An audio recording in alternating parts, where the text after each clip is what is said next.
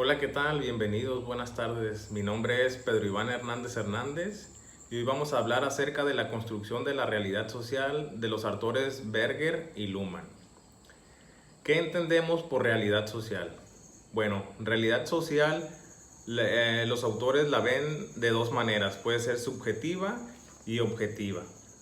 La primera se da a través de la mente refiriéndose a todo aquello que se encuentra en el subconsciente, mientras que la segunda hace referencia a lo que se constituye socialmente en base a la realidad y conocimiento. Pero para comprenderlo un poco mejor, expliquemos qué es realidad. Bueno, realidad es todo aquello que no podemos hacer desaparecer, que ya tienen una cualidad propia. Y conocimiento es la certidumbre de que los fenómenos son reales y de que poseen características específicas. Esto quiere decir que lo que es real para unos, para otros tantos no lo es. La realidad, entendamos, se construye socialmente. Bien, continuando con lo de hace un momento, nos preguntamos entonces, ¿quién se encarga de indagar la manera en que se construye la realidad social? Bueno, para esto, Max Scheler, en la década de los años 20 en Alemania, acuñó por primera vez el término sociología del conocimiento y definió que ésta se ocuparía del análisis de la construcción social de la realidad. Tenemos tres corrientes filosóficas que nos hablan de lo que es la sociología del conocimiento. La primera sería la marxista, que nos hace referencia a que la conciencia del hombre está determinada por su ser social. Esto quiere decir que el comportamiento o la conducta del ser humano o de los hombres está determinada por la conducta en sociedad. Más bien podría yo inferir que una cosa pues nos lleva a otra. Friedrich Nietzsche nos habla de una falsa conciencia basada en el engaño y el autoengaño, y de cómo la ilusión se vuelve una condición necesaria para la vida. Bueno, si lo tratamos de interpretar, podemos decir que Nietzsche hace referencia a que nos ponemos de cierta manera metas u objetivos falsos o inalcanzables que nos van a hacer progresar o avanzar como persona, como ser humano, hasta lograr alcanzarlos, y de cierta manera es algo que se vive muy en la actualidad. Otra corriente es la historicista. Dice Scheler, argumentaba que los factores reales regulan las condiciones en que aparecen los factores ideales, sin afectar su contenido. Bueno, con esta corriente difiero en realidad porque siento y pienso que un factor real puede afectar la manera en la que podemos ver un factor ideal dentro de nuestro subconsciente de manera subjetiva en base a nuestras experiencias, y lo mismo sucede, nuestros ideales se ven afectados por las experiencias y hacen que los factores reales se modifiquen o cambien. Bueno, en todo caso te preguntarás cómo se construye la realidad de la vida cotidiana. Bueno, la realidad se construye de una manera ordenada, ya objetivada, se da a través del aquí y el ahora. Nosotros mismos no podemos existir si no interactuamos y nos comunicamos continuamente con otros individuos. Esto se puede dar de diferentes maneras. La más común es cara a cara, ¿no? Interactuando lingüísticamente. Otra sería a través del lenguaje corporal, lo que se refiere al lenguaje que ya está habitualizado, ¿no? Como el decir hola, el hacer un ademán que significa adiós. Ya no necesitamos preguntar ni investigar qué nos están tratando de decir, sino que en automático nuestra mente lo logra interpretar. Una manera más en la que se puede dar este tipo de comunicación sería de una manera subjetiva, por medio de acciones que manifiesta nuestro subconsciente. Esto sería a través de algún gesto, de fruncir el ceño, de una sonrisa, ¿no? Todo dependiendo del estado de ánimo en el que nos encontremos en ese momento. Dice, toda nuestra realidad cotidiana está representada por el sector no problemático. A esto se refiere a que las cosas que nosotros vivimos cotidianamente ya no representan ya no representan un problema en sí para nosotros mismos. En cambio, cada que adquirimos nuevos conocimientos o se nos presentan nuevas situaciones, estos pertenecen al lado problemático, que una vez que los hacemos nuestros o propios, pasarían a ser parte del sector no problemático. En resumen, podemos decir que entre más nos comunicamos, más real se vuelve nuestra subjetividad. Hace un momento mencionábamos de los hábitos que realizamos todo ser humano, ¿no? Toda actividad humana está sujeta a la habituación. Estas se dan en el transcurso de una historia compartida. En base a que nosotros hacemos o creamos hábitos con el transcurso de los días, los meses, los años, estos hábitos van creándose a la par que se van institucionalizando. Una institucionalización se va dando cada vez que se da una tipificación recíproca de acciones habitualizadas por tipos de actores. Nos referimos a una tipificación, quiere decir cuando catalogamos o encerramos ciertas cosas de acuerdo a su conducta, a su parentesco, a su semejanza, ¿no? Y como mencionábamos, todo esto se da en el transcurso de una historia compartida en base a nuestras experiencias. Esto quiere decir que nada de esto se puede crear en un instante, o sea, no hay hábito que exista de hoy para mañana, y mucho menos la institucionalización. Berger y Luhmann nos hablan acerca de un cuarto nivel de legitimación. Ese cuarto nivel hace referencia a los universos simbólicos. Estos son procesos de significación que se refieren a realidades que no son las de la experiencia cotidiana. El problema de esta legitimación surge cuando debe transmitirse a una nueva generación. Y para poder restaurarla deben ofrecer explicaciones y justificaciones. De este proceso surge la legitimación. Aquí nos referimos cuando los padres necesitan enseñarle a los hijos acerca de las experiencias que se viven en el mundo cotidianamente, ¿no? Es a lo que se refiere acerca de dar explicaciones y justificaciones del porqué de las cosas. Además dice que el universo simbólico ordena la historia que incluye el pasado, el presente y el futuro. Además, este mismo se construye mediante objetivaciones sociales, como lo que ocurre en realidad dentro o alrededor de nuestro entorno.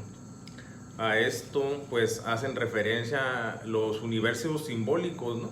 Es algo que ocurre fuera de nuestra realidad cotidiana, que podría decir que ocurre subjetivamente dentro de nuestra mente, y es ahí el problema real, ¿no? Que cómo podemos transmitir algo que en realidad pues no ocurre.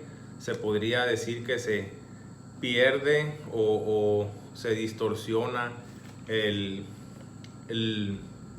la transmisión, porque sería prácticamente algo teórico.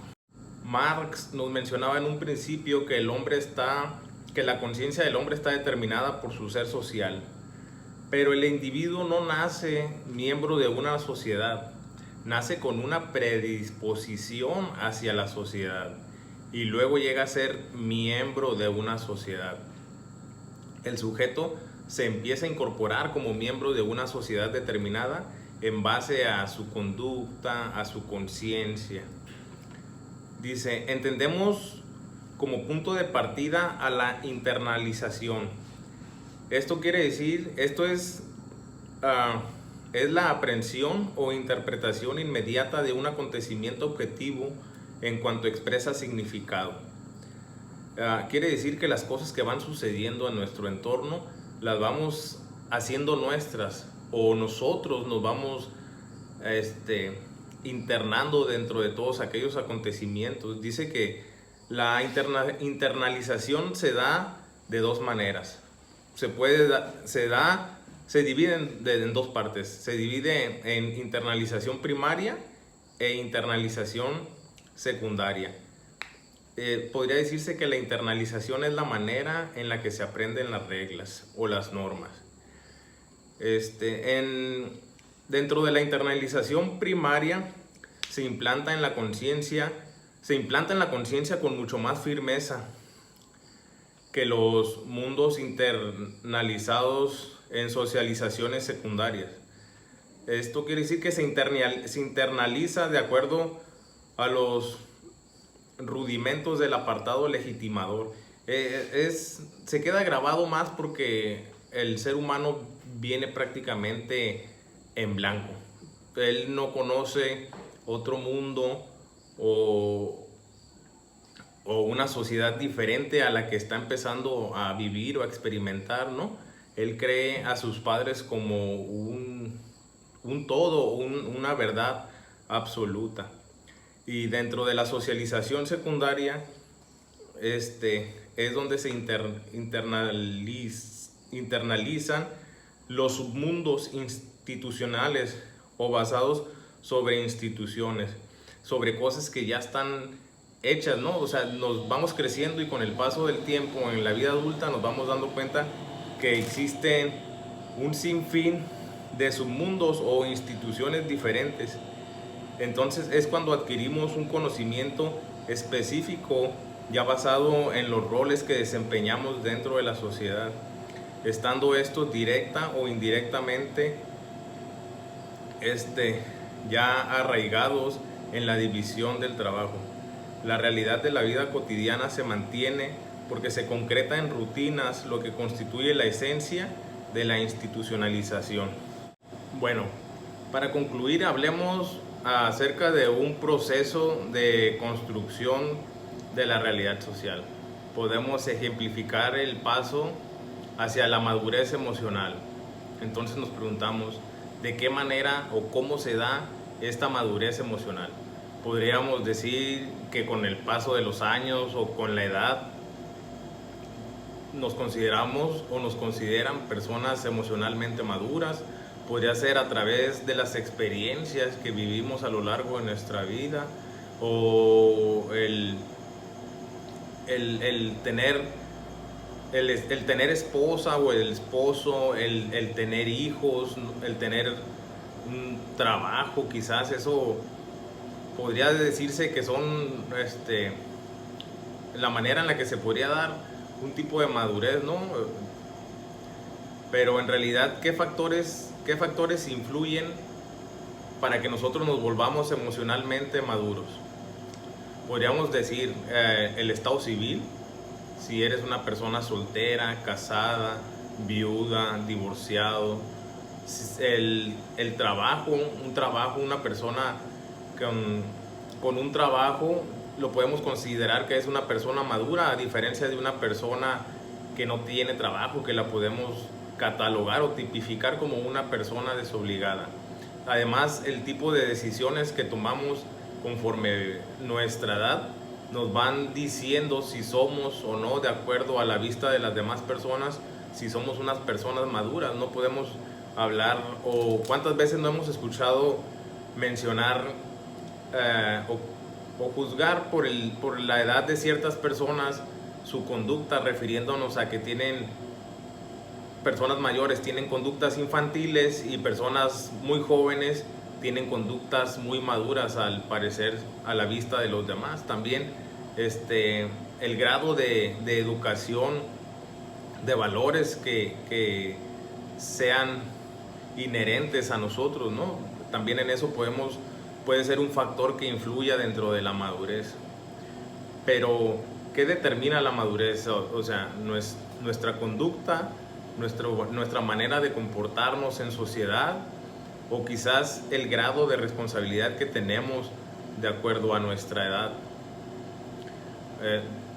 Pues podría ser un poquito de todo, ¿no? En base a las experiencias, como mencionábamos en un principio, es lo que nos van dando ese tipo de conocimientos para no cometer los mismos errores que cometíamos cuando desconocíamos todo ese tipo de experiencias. Podemos hablar de las características que podría llegar a tener una persona que se considera emocionalmente madura. podría ser que esa persona asume la responsabilidad frente a la consecuencia de sus actos. O sea, ya no se justifica con mamá, con papá, ya no dice yo no sabía o yo no pensé. Esa podría ser una. También acepta sus limitaciones alejándose del perfeccionismo y la crítica sin fundamento. Esto quiere decir que ya no nos basamos en cosas banales, simplemente señalando a las personas y ni echándole culpa a los demás. O sea, aceptamos las cosas tal cual son y nos basamos en cosas reales, sin llegar a, como mencionamos, al perfeccionismo. Otra característica se podría decir que es una persona autodisciplinada que se mantiene con esa autodisciplina y esa constancia o perseverancia en el hacer y quehacer de sus labores, de sus cosas. Ya no es alguien que está esperanzado a que el gobierno o las demás personas le den lo que debe de obtener por sí mismo. Gracias.